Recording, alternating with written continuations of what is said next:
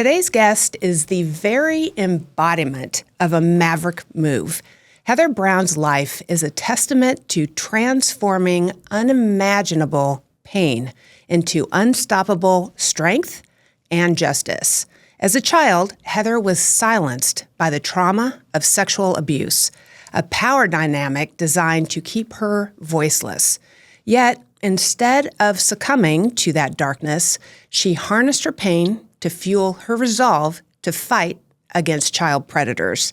Her decision to become a trial lawyer was her maverick move, a bold, unyielding commitment to ensure that those who sought to exploit children are held fully accountable. Over 23 years at the Orange County District Attorney's Office, Heather prosecuted high-profile cases against violent criminals, and today, as a trusted member of Greenberg Gross LLP, she continues to dismantle systems that enable sexual abuse.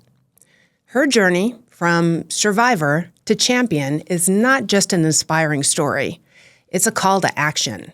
Today, Heather shares how she transformed her deepest wounds into her greatest weapon, setting an example for every one of us to reclaim power in the face of injustice. My name is Gina L. Osborne, and I'm an Army veteran. I spent 6 years during the end of the Cold War as a counterintelligence agent. I was appointed as an FBI agent, and during my 22-year career, worked everything from Asian organized crime to terrorism.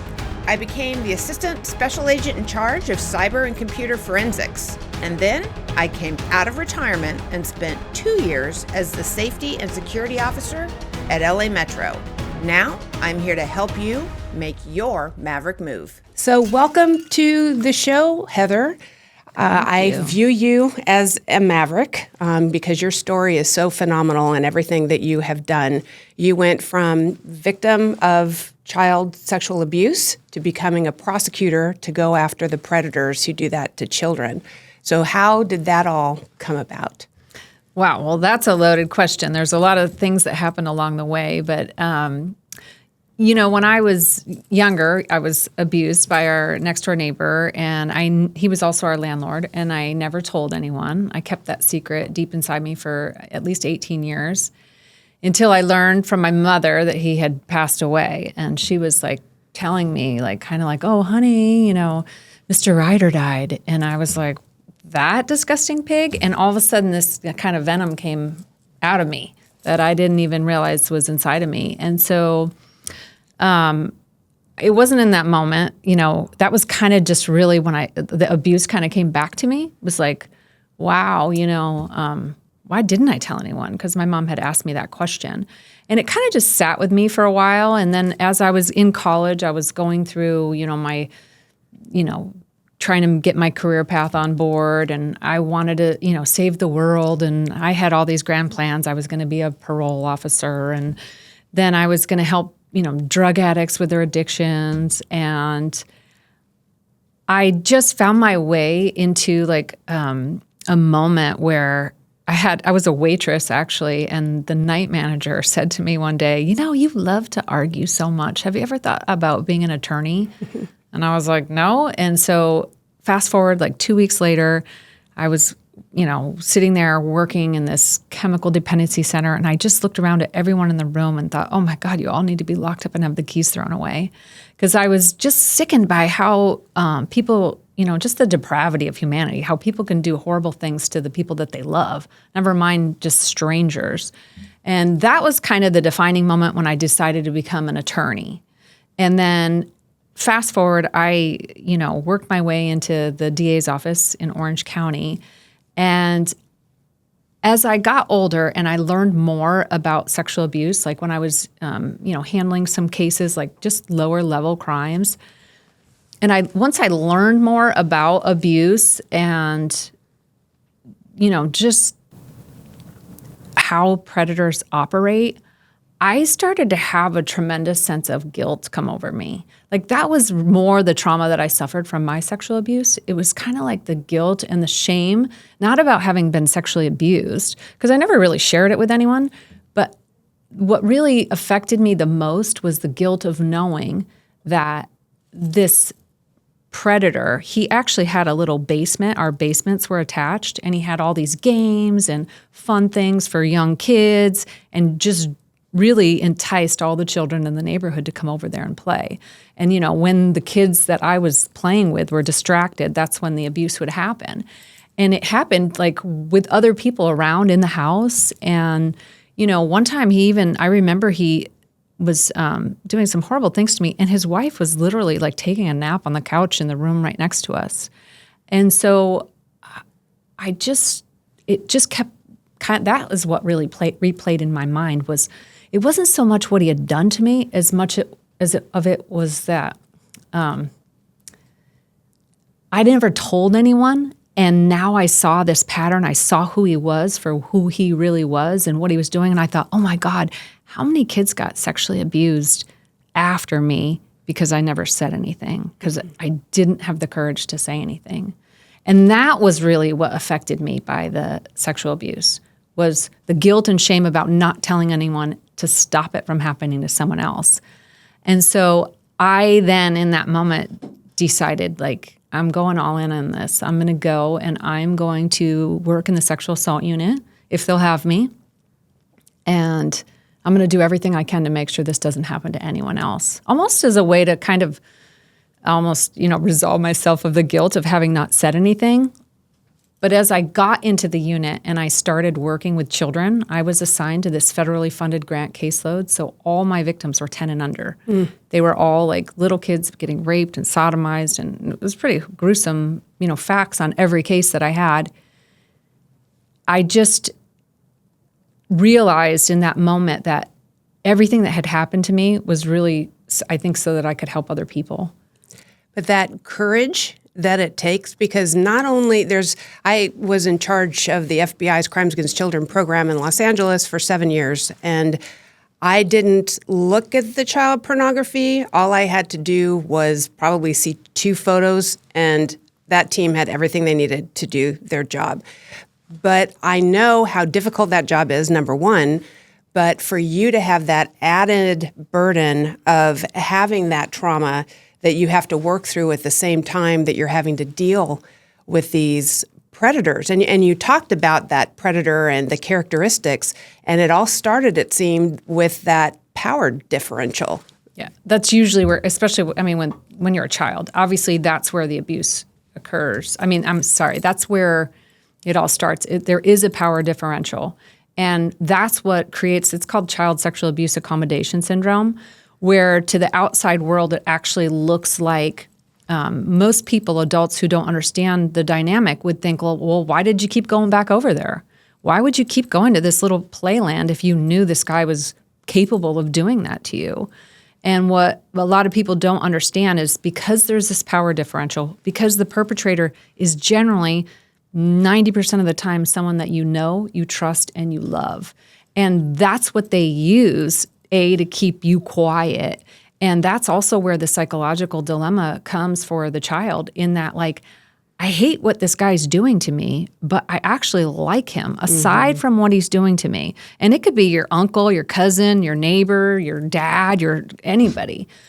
I'm using men as an example, but generally speaking, it's mostly men that are perpetrators, although I have seen women who are perpetrators.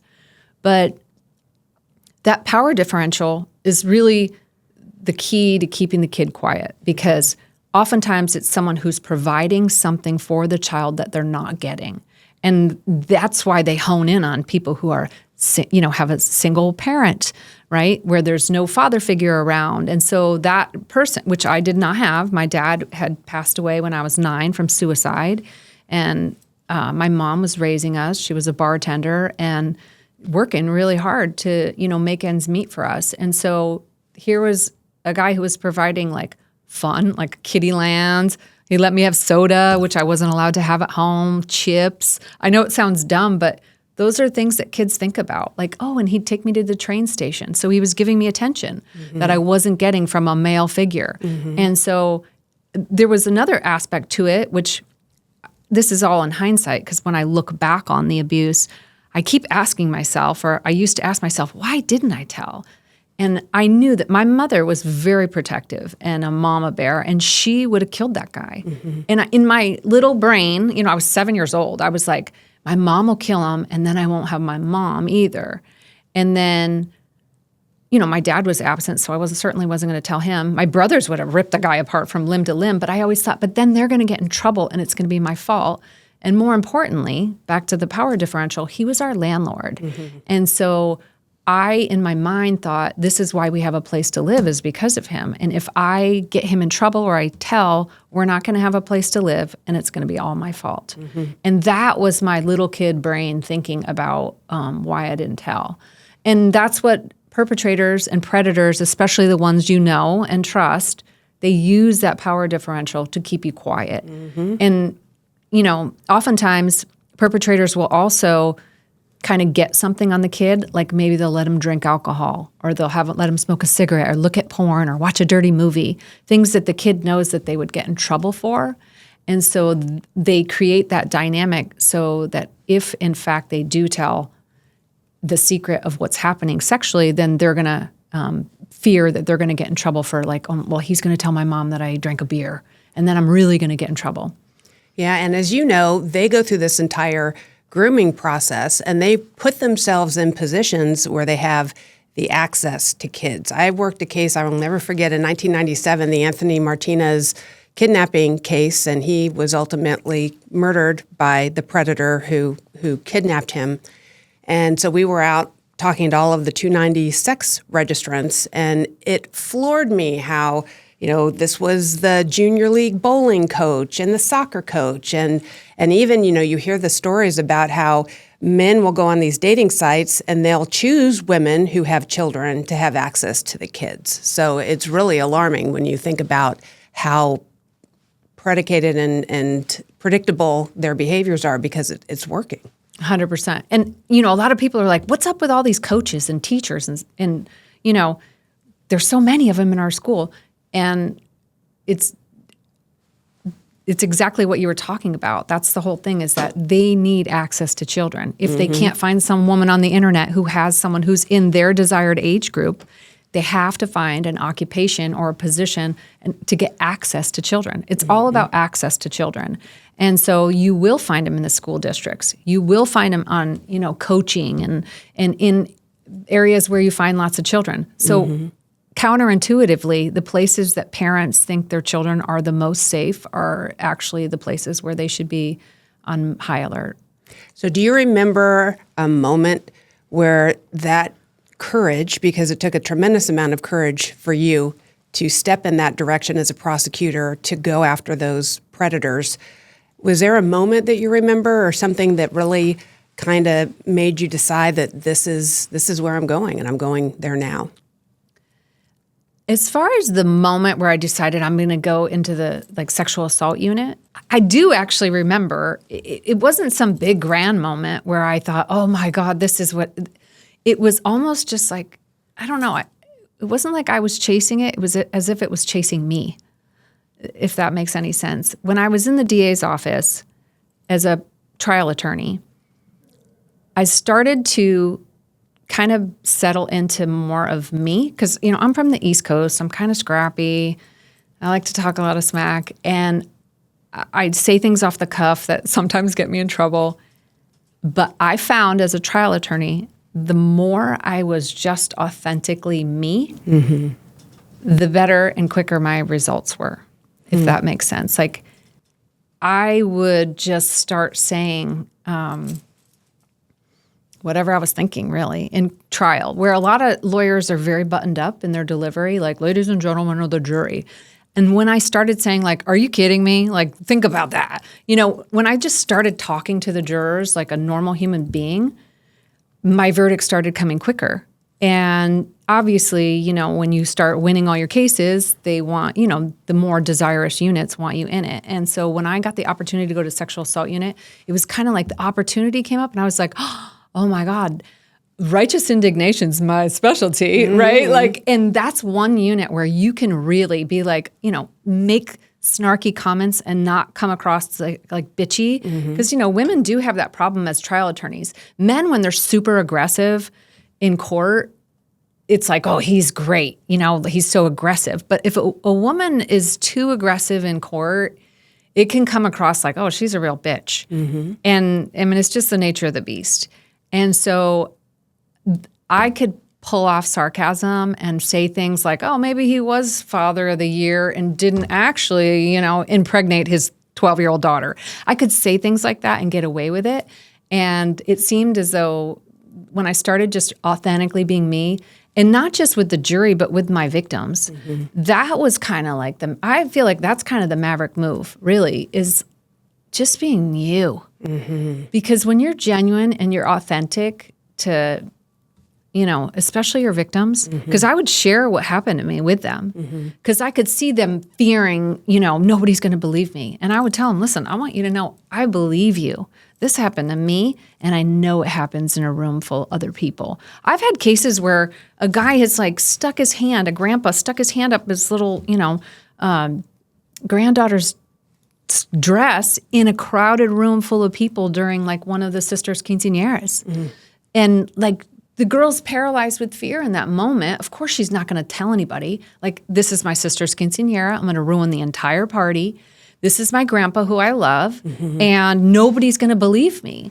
And I know that it happens in rooms with other people. It can happen, anywhere at any time. And that's child's biggest fear is not being believed.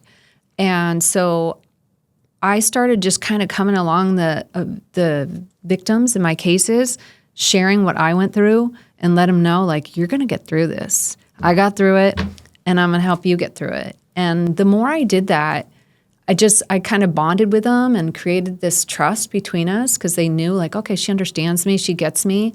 And, and then they were able to really share what happened to them in a more, meaningful way for the jury to understand.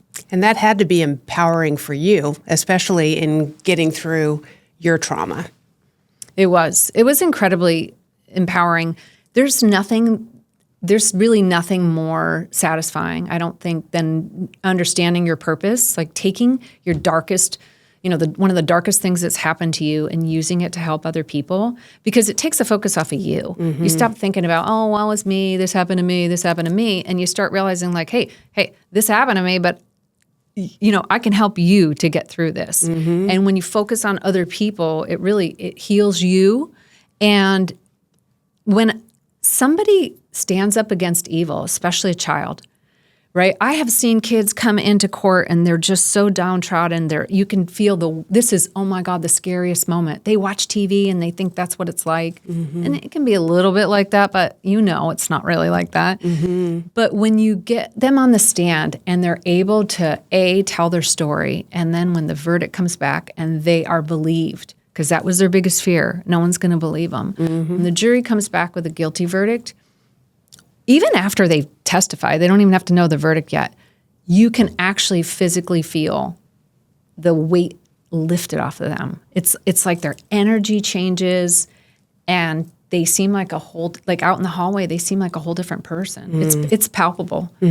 And it's so satisfying and cathartic for me, and empowering to know wow, this happened to me, but it happened for a reason. I'm now aligned with God's purpose for my life, is to get these monsters and make sure that it doesn't happen to anyone else. And it's really, really rewarding. I mean, I don't think there's anything more rewarding. And I was in the homicide unit, and I loved that too. Don't get me wrong.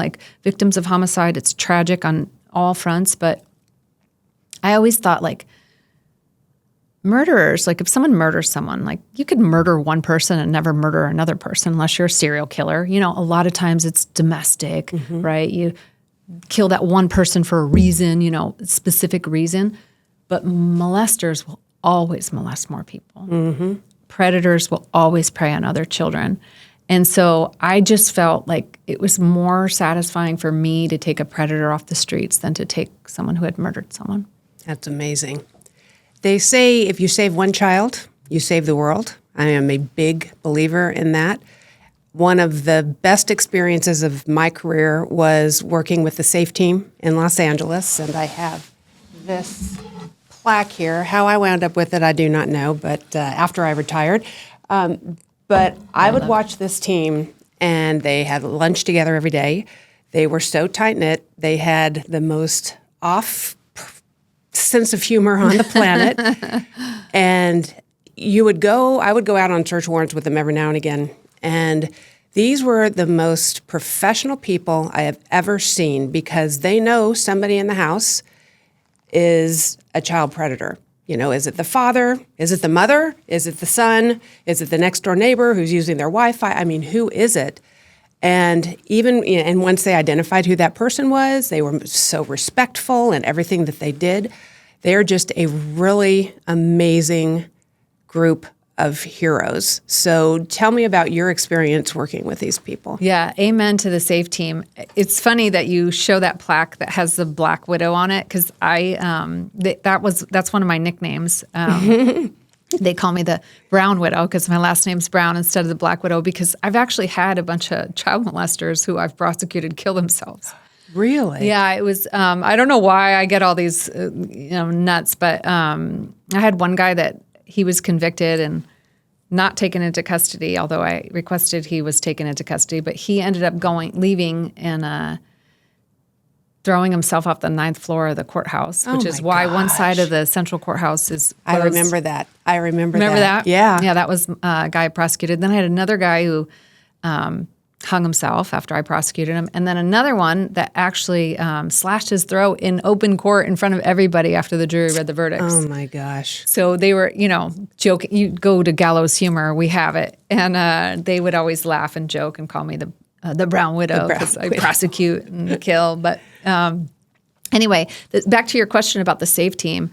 I have worked, and you're right, they're some of the most professional people I've ever worked with. Bernie Trapp, Brian Circle was on the SAFE team, and they were instrumental in taking down a monster. His name was Terry Shields. And do we have time for me to tell this little story? Okay, so Terry Shields was diabolical, but Brian Circle had just gotten on to this sexual assault, team with Detective Bernie Trapp, and they were working alongside the FBI, and it was just right after possession of child pornography had become a felony. And there was a guy who was a big, heavyset guy, like 550 pounds heavyset, who was looking at child pornographic images at an internet cafe in Los Angeles.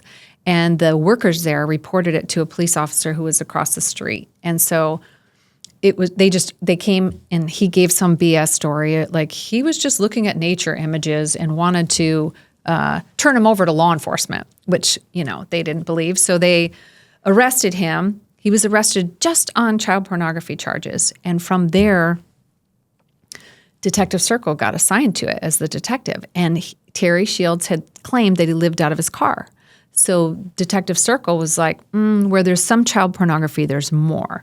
So he then went and he searched the car, and what they found in this car was horrific. It was not only multiple floppy disks filled with, ultimately we've learned was child pornographic images, but there was like a Grim Reaper mask. There were little signs that said, "I like you, you're cute." There was a Costco-sized box of lollipops, a Grim Reaper mask, all kinds of sex toys, vibrators, dildos in this blue bag. And then there were, did I say Tickle Me Elmo dolls? There were 2 Tickle Me Elmo dolls, little kids' bracelets, and then there was this topical anesthetic, which is used for injecting children. And they were like, what on earth have we uncovered? Binoculars, a taser, all kinds of weird stuff.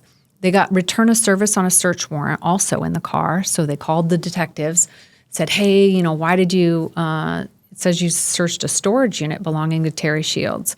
So the cops said, yeah, our dog sniffed that out, but we didn't find any drugs, but there was some weird magazines.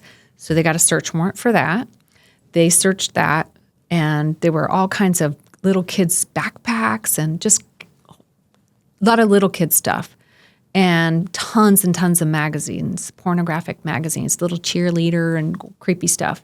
And then they got a phone call from a woman saying, hey, my renter just asked me to to get him out of, bail him out of jail, but I want to make sure, I know what he's in for first. And they were like, who's your renter? Terry Shields. So he had lied about living out of his car, and, for good reason. Because then the cops, Detective Circle, and the entire SAFE team went and they executed a search warrant on his room, and the woman let him in, and it was, dead bolted or whatever, his bedroom. And in there were like jugs of urine and this huge trunk, which was a big, huge, almost like a toolbox filled with videotape after videotape after videotape of kids and like really horrible things. And there must have been upwards of 100 CDs filled with all kinds of child porn and videos too, not just images. So the SAFE team, and there was probably about 17 people at least from the FBI that were assigned to do this, they sat there for hours and watched those videotapes and looked at the CDs and the images. Like they just had to sit there and watch it and try to piece it together and see if there was an identifiable victim, or was this just possession of child pornography, or do we have a live victim? And so they found this one CD of a child, we'll call her Kelly, right? Kelly, 7YO. And so they started, her name was more unique than that. I just don't want to say her name, but they started searching around Orange County and Los Angeles for any child victim who may have been, I think they got the date from the metadata from the images of someone who might have been a victim or reported something around then. And sure enough, they found a report from Anaheim of a little girl who had never made it to school in the morning.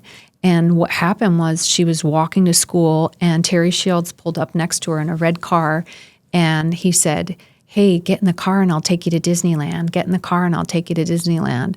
And so he ultimately got her in the car, but when she was in the car, he got her in the car and then afterwards she was found in a parking lot, wandering in a parking lot by a gas station. And this woman found her. Her mother didn't even know she didn't make it to school. The school never called to say, hey, she's absent. So mom didn't even know. The police bring her home, and they were like, this is back in the day. People weren't really as aware of sexual assault. But the patrol cop was like, hey, can you take her in the room and see if anything's wrong with her? And so mom's like, okay. But the daughter was like, nothing happened. We watched Seinfeld the whole day. And so anyway, fast forward, they then find this girl. She's now like 12 years old. They go to her, right? Like, can we talk to you? And she's like, oh, this is about the kidnapping, right? And she tells the story about how they just went to this house and watched Seinfeld. But we now have images of her, and they did anything but watch Seinfeld. She's naked. She's in all kinds of positions with the sex toys that were found in the car next to her and near her and in her in the bed, okay? Horrible, horrible things. She then... she's being interviewed and, we're watching this cast interview and she's like, just says, yeah, no, we watched Seinfeld. So she was shown a photograph of herself and she sees it from when she's little, and the little girl had a silver tooth and she's like, that's not me. That's not me. That's not me. And the cops are like, okay. And she goes, see, her tooth's on the other side. Cause you know how in the photo it switches. So this amazing detective says, hey, like the social worker's like, sorry, she's not giving anything up. So this amazing detective says, do you mind if I go in and give a shot at it? And we're like, we got nothing to lose at that point. So she goes in and she tells the little girl, I know this isn't you, but I'm a police officer and it's my job to help little kids and find out what happened. And I want to make sure that nothing, I need to figure out what happened to that little girl so it never happens to anyone else. And the little girl goes, oh, yeah. She goes, do you think you could help me figure out what happened to that little girl? And she goes, yeah. And it was crazy. She talks in the third person and says, that little girl, she wasn't smart like me. And she drank the liquid that he gave her. And then he made her get in the trunk. And then he took her to a little house behind a house. And then he did this and he did this. And she described in detail the horrible things that he had done to her. Well, up until we go to trial, she was still talking about it in the third person. It wasn't her. And then, this is the worst part, they were then serving another, when they were serving the search warrant, I forgot to mention this, and when they found that crazy trunk of horrors, they got another phone call from a woman who says, hey, our friend has been calling us and asking us to get his car out of impound, and we want to know, like, how can we do that for him? And they were like, who's your friend? Terry Shields. They said, how do you know Terry Shields? And the mom says, oh, he's the bus driver for our autistic children. Oh, my gosh. And the cops were like, oh, my God. And sure enough, those 17 FBI agents had found a video, and they dubbed it the sisters because there were two girls that looked very similar to one another. And so sure enough, they were both nonverbal autistic, so they couldn't speak and tell us what had happened. But we had photos of, and the mom's like, those are my daughters. And then the mom told us that there was a week where she and her husband went out of town, and because the kids were autistic and runners, that Terry Shields was the only one they trusted to stay with their kids. Wow. So he had done these horrible, horrible things. And we found hunting notes where he was literally hunting children. And so that team, had they not sat there and gone through, I'm talking hundreds of hours, and it takes an army to do that. And these images are things that never, ever, ever leave your head. Like, I know it took a lot of tequila to get some of those images out of my head. And so the SAFE team was absolutely spectacular in locating at least some of the victims so that we could get them. And when we went to trial, I had the only person who could identify Terry Shields was this one little girl who was talking about him in the third person. And I had to have a psychologist come on. And there were a lot of just things that, this is where, like, my investigator was fantastic. Because I said to him, like, I don't understand when she was saying she was put in the trunk, right? She said they opened the door, but she was put in the trunk. So I told him, find every red car Terry Shields has ever owned. And he found one. It had been sold at auction, went to that house, and sure enough, when you go, when he looked and, examined the car, the back seats popped down into the trunk. Wow. So that's what he was doing. He'd snatch a kid and then stick them, they'd get in the back seat. So anyone seeing would just think, oh, the kid's in the back seat, but then he'd make them get in the trunk and pop the seat up. So as he's driving, no one sees him drive away with some little kid. Wow. So yeah, he was a monster, and he got 156 years to life in prison. Wow. And then he died after he did like 5 years of cancer. I wish he lived longer so he could serve more time. But yeah, the judge, I'll never forget, the judge said, I know you can't do all of that time, but try to do as much of it as you can. Wow. Yeah, because that's where they belong. That's where he Locked up. belonged, locked up. So I'm sure there's a dark place for him right now, but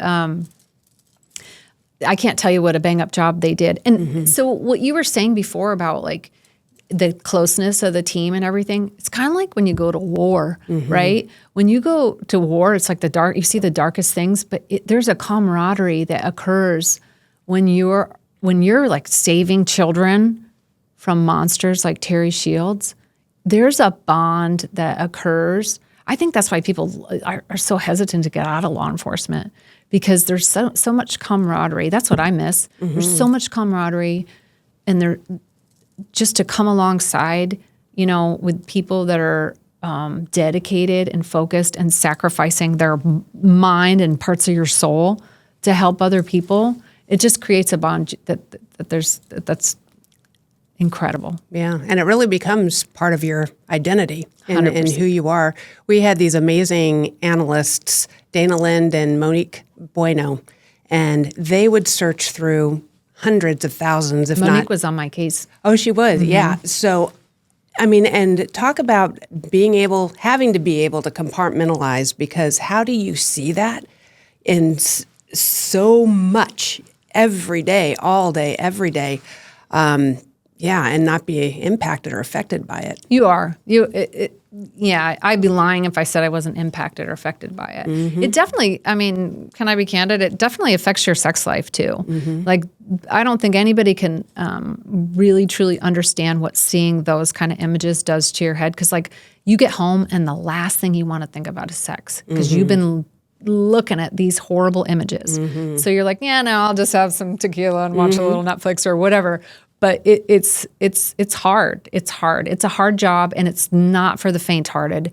And you do have to kind of compartmentalize 100%. and then just fill your mind with, happier things and other positive things to not think about those things. But it's hard to not think about those things. Images that'll pop up in your head and you're like, oh, I don't ever want to think about that. Yeah. But no, it's not easy. And if you don't ever have to look at something like that, I would highly encourage no one ever look at it. It's kind of like a car accident or something. People are curious, and then as soon as you see it, you're like, nope, I'm done. I'd never want to see that again. Yeah. You had mentioned that the majority of these predators are men, but now recently we've seen in the news these women who are being arrested for molesting boys. So the most recent, Christina Formella, are you familiar with that case? Or you know what? I apologize. I'm not. Well, yeah, I think she had been molesting a 15-year-old. There was that one teacher who was like the hot teacher or what have you. It's just a whole other. Have you ever had to deal with female predators? Oh, yes. And you are spot on. It is generally the teachers, right? And if you think about it, though, going back to what we said before, the reason being is they need access to the boys of the age that they like, right? So that's why you usually find them as teachers. And other than teachers, there's one case in particular, her name's Sheila Seacat, that I remember. It wasn't my case. It was Beth Costello's case from our office, great prosecutor. And but Sheila was really assisting and aiding her boyfriend, who was a disgusting pervert. And she actually lured her niece over, called her sister and said, hey, we're thinking about having kids. Can she come for a sleepover? And they were doing horrible things to her actual niece, drugging them with cough syrup. But the teachers, it's actually a lot more common than people think, especially the females. Sometimes they're like sports coaches and, they're the assistant on the, football team. We've seen those. And it's really hard to prosecute the women because A, people don't want to believe, right? And B, there's this stigma or stereotype. There's even a South Park episode where everybody's high-fiving. Where was that teacher when I was young? People joke about oh, that'd be really cool to have if my hot teacher was coming on to me when I was in high school, as a horny teenager. But the reality is these young men are so psychologically traumatized and damaged when that abuse does occur that, I don't think anybody realizes, even they're joking about it, after how serious it is. They don't realize that it really is traumatic for a child. They're children when you're, especially boys, right? Yeah. If their brain doesn't develop till they're 27, right? And you're, doing things when they're 14 or 15 and they're in high school, it just stunts their sexuality. It makes them question all kinds of things. And there is that power differential too, right? There's something, and then they also get them to keep secrets, right? Right. And that grooming process is so manipulative. It's so disingenuous. And so when they think about it, over the rest of their lives, say, the violation and the betrayal that comes with that. So there's so many different emotions that go with that particular thing. But when you look at Ghislaine Maxwell and how she supported Jeffrey Epstein, or even Sandusky, his wife was upstairs when allegedly, I don't know for sure, but that's what I heard, while this was going on. And it's just and we had other cases on the SAFE team where women were accomplices to the entire thing. In fact, I think we had one, it was a husband and wife, and they got arrested, and they're both in jail, and the husband wound up killing himself in jail. So now the wife is holding the bag for everything that happened. So it's really fascinating to see how these women are either, the predators themselves or supporting the predators in a way that allow them to continue on with their crimes. Yeah, it's despicable. It disgusts me to see that, especially being a mama bear myself, right?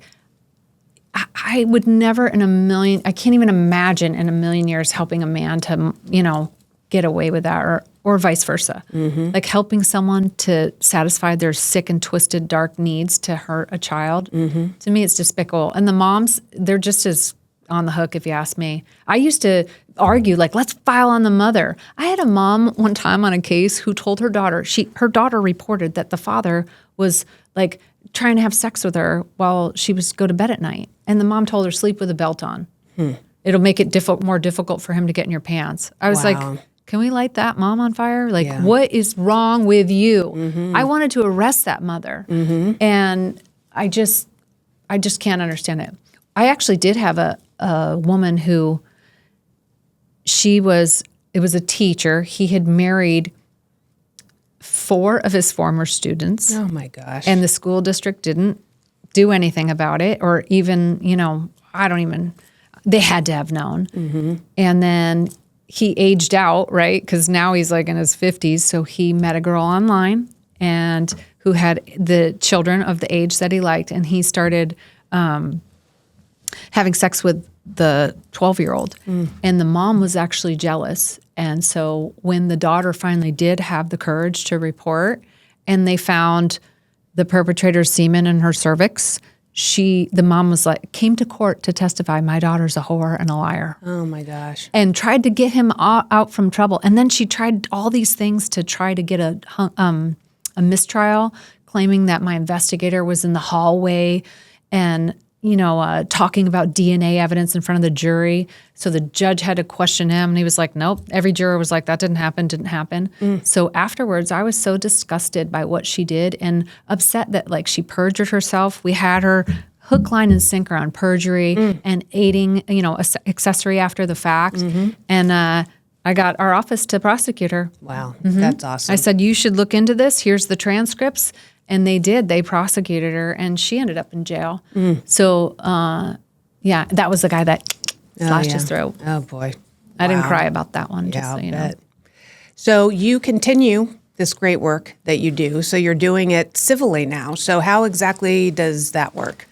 Well, I thought I was going to retire because, like we talked about, it does take a toll on your soul, really, and by that point, when at the end of my career, I was in the homicide unit, so I wasn't going after the predators and the sexual predators anymore. And so I decided to retire from being a DA, and literally I opened up my own little shingle, Heather Brown Law, to do some criminal defense, and I mostly represent police officers who get accused of a crime and that kind of thing. And I got a knock on the door. I got a phone call asking me to come work for a civil firm. And at first I was like, I don't do civil law, I do criminal law. But when they explained to me that they had a dedicated practice group called Fight for Survivors, I was like, I'm listening. And then they said that they go after the churches and the schools and the institutions and the organizations that cover up child sexual abuse. And I was like, I'm all in. And it just it was kind of like God was like, no, not so fast. Yeah. I thought I was going to be a bartender and, have a little shingle. But so as soon as I heard that, it kind of sparked another flame in me, like you were talking about. In that moment, I thought, okay, maybe I'm not ready to retire, really retire. So I joined their team, and we've assembled an army there, and we go after, all the organizations and institutions that turn a blind eye. Because, and I actually find it incredibly rewarding because I used to go after the individual perpetrator who we know has multiple victims, but if you can get the schools, right, because they have many, many teachers, if you can get the schools or colleges or sports organizations, right, if you can really stick it to them for something that they a negligent hire. We've had cases where they've hired someone who's a 290 registrant and little kids are getting, molested and sodomized and horrible things happening to them. Which all could have been prevented had they vetted their employees, had they run a background check. It's as simple as that. And so I feel like it's actually even doing greater good on a bigger, larger scale, because if you can get the school district, okay, we're going to keep, We're not going to put the foxes in charge of the hen house. We're going to keep an eye on these people. We're going to vet them. We're going to make sure they're not 290 registrants. We're going to notice when some teacher, the favorite teacher, that's who you really should be looking at closely. It's the favorite ones, right? They're the favorite for a reason. They're feeding the needs of these young people, whether it's with flattery, attention, time, right? Telling them you could be the quarterback, right? That's how they groom them.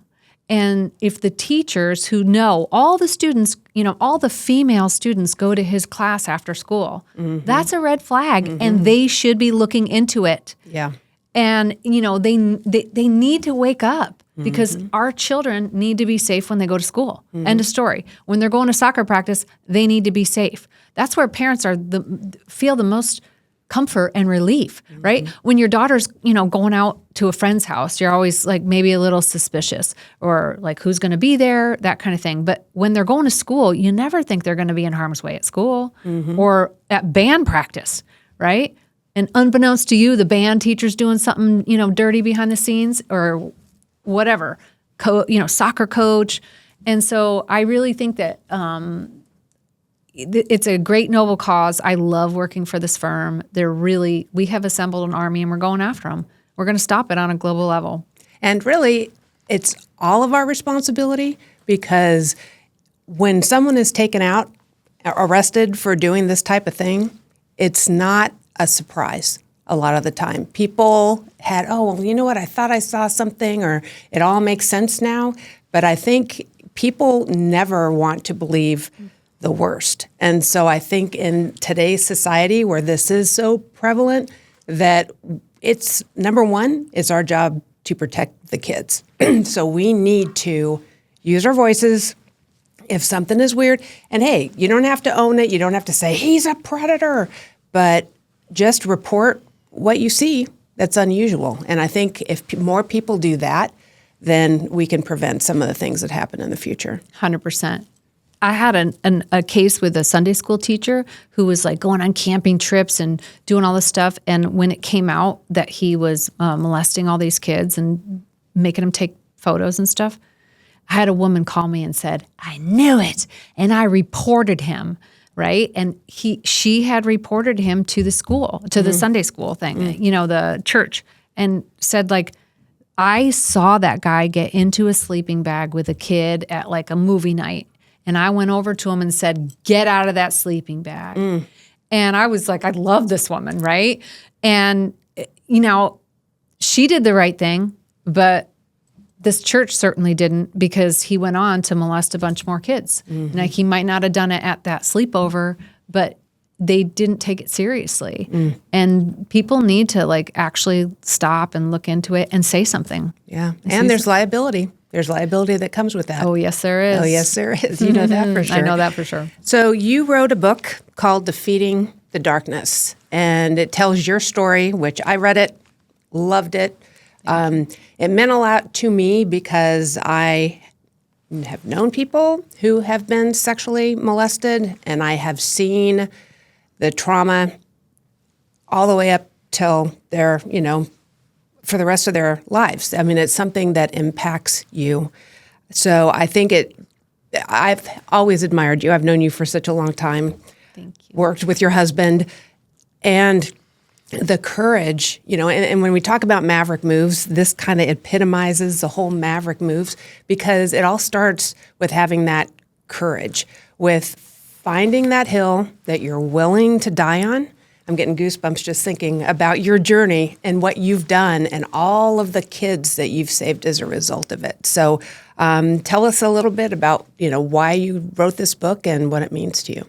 So I wrote this book because I found, just like what you're talking about, that Maverick Move, that like anytime a child was encouraged and had the courage to speak up and tell their story and really stand up against evil, right? It just changed them. It healed them. And I want people to know that, sexual abuse, while nobody wants it to happen, if it does happen, it doesn't define who you are, right? It didn't define. Now it kind of defined who I am in a good sense, right? It's where I found my life purpose, and so, and there's nothing greater than using what happened to you to help other people. And there's so many people that are victims of sexual abuse. And there's so many other victims out there who need the people who've been abused to speak up, because oftentimes that's where the corroboration is. That's how we prove a lot of these cases, because they do happen so long ago and people don't tell right away. And so there's rarely the physical evidence we need or the proof that we need as prosecutors to prove it. So if I could do something to, share what happened to me, and talk about how it healed my guilt over not talking sooner, but share some stories, like real survivor stories about people who used their darkest moment and turned it into something good, and they found healing on the other side of walking through the fire, then, you can do it too. And I also think the more people that do it, the more people that are encouraged to do it, the more people that speak up, the more people, because in my book, it's not just like the stories, but it's real, practical things to look for. So it's a great book for school teachers. And there's a lot of people that are also, I talk about in the book, that are working so hard to save survivors, like Erin Marin, who used what happened to her to change legislation and make it mandatory for schools to educate children about, good touch and bad touch, and who should be, that you should be reporting these crimes, giving children permission to go tell an adult that they trust about what's happening to them. And so all of that's contained in the book, and I wrote that book just to come alongside survivors, to honor the people that have worked through their darkest hour, and to really encourage and empower other survivors of sexual abuse, or victims, I should say, to become survivors. And maybe they'll find, their superpowers, their maverick move in the midst of their darkest hour. And if one person does, then, it was all, not for nothing. Yeah, it's all definitely worthwhile. So any tips? So if you suspect that anyone is abusing a child, what should people do? Well, I think one of the biggest things I've seen is, like, people will teach their children about good touch, bad touch, right? Or if anybody touches you in a way that you don't like or that hurts you, right? Like, you need to tell me. That's what we as parents teach our kids. We also tend to teach our parents about stranger danger, right? Watch out for the guy in the van, watch out for the scary, creepy guy. But what we fail to realize is, most of the time, like we've talked about, it's someone you know and love and trust. So you can't be like, watch out for your dad, watch out for your grandpa, watch out for your uncle, right? You don't want to scare them from all the family members. So the best thing you can do is teach your children that sometimes adults have a problem with touching children. And if you know of somebody, or maybe it's your friend, right? Maybe it's your friend's uncle, or, teacher or coach, throw in a few family members too in that narrative, right? That hypothetical. And then say, you need to let me know so we can get them help. So if they like the person, they're not afraid to get them in trouble. They think they're helping them.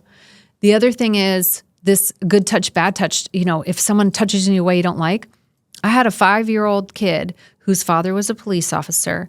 And when it finally came out that the worker at the aftercare was, molesting him, his dad said, son, why didn't you tell me? I told you over and over and over again, if someone touches you in a bad way, to tell me. He goes, yeah, but it felt good, Dad. From the mouths of babes, right? Because listen, if someone jumps out of the bushes and rapes you, you're more likely to report it because it hurt. You don't know that person. You have no psychological, connection to them. But if someone you know and love and trust, now there's levels and layers of this psychological dynamic, the power differential, the worry that they're going to get in trouble. And also, if it's someone you know and love and trust, they're grooming you. They're not going to they're not going to pull you into the bushes and rape you. They're going to start with massaging your legs, tickling your back, getting you accustomed to touching. That's another thing parents should look out for. Anyone who loves to throw your kids in the air, and what a lot of these perpetrators do is they will normalize touching. They'll normalize touching with your kids. And we as parents are terrible. We're like, oh, go hug your uncle goodbye. And when your kid's like gun shy about it, right? They're like, come on, go give him a hug, go give him a hug, because it's awkward. Now the uncle's offended. Okay, your kid's trying to signal to you, there's something, my spidey senses are up about this guy, and I don't want to hug him. The other thing is parents, oftentimes kids will test the waters, and they'll try to tell a parent in little, like I just said, little tiny bits to see if the parent's going to believe them. So like in that moment, if you're like, I don't want to kiss him, and your mom's like, no, go kiss him, the kid's thinking like, I just tried to tell my mom and she didn't believe me. So she certainly isn't going to believe me when I tell him that he's, putting his fingers here, there, or the other where. You know what I mean? So there's so many just things that parents should be looking out for. Another thing that predators will do, especially because they're usually someone you trust, friends, they'll become friends with the parents first, right? And then they'll start to spend more and more time with the kids. And one of the sneakiest things I've ever seen predators do is they'll point out to the parents when the kids lie. They'll plant that seed of doubt about the child's veracity, right? Even if they lie about something dumb, like I didn't eat the cookies or whatever, they're like, oh, wow, he lied about that. Yeah. They'll point out any little white lie that kids always tell, right? So that if the child actually does report it, then they'll be like, oh, remember that time he lied to you? Yeah. And they also do like to isolate them so that they can't have access to tell anybody. Yeah. I could tell you 1,000 things. I know. And just report it. Oh, I'm sorry. That was back to your original question. What should they do? They should definitely report it. Yeah. But you have to be careful about who it is, who you're reporting to, right? Because like, let's say dad's doing it and you tell the mother, right? Like, you mean report it to the police? For sure, right? At least just get it on record somewhere. Yeah. Because unfortunately, I've seen so many people cover it up. I just want to make sure it gets reported to the right person. That's why, like, if you're a friend, how do you tell your friend, like, hey, I think your kid's being molested, So I think definitely you should report it to, like, someone in law enforcement. Heather, you are a superstar. Oh, thank you. It is been a pleasure to have you on my show. Thank you so much for being here. Oh, it was my pleasure.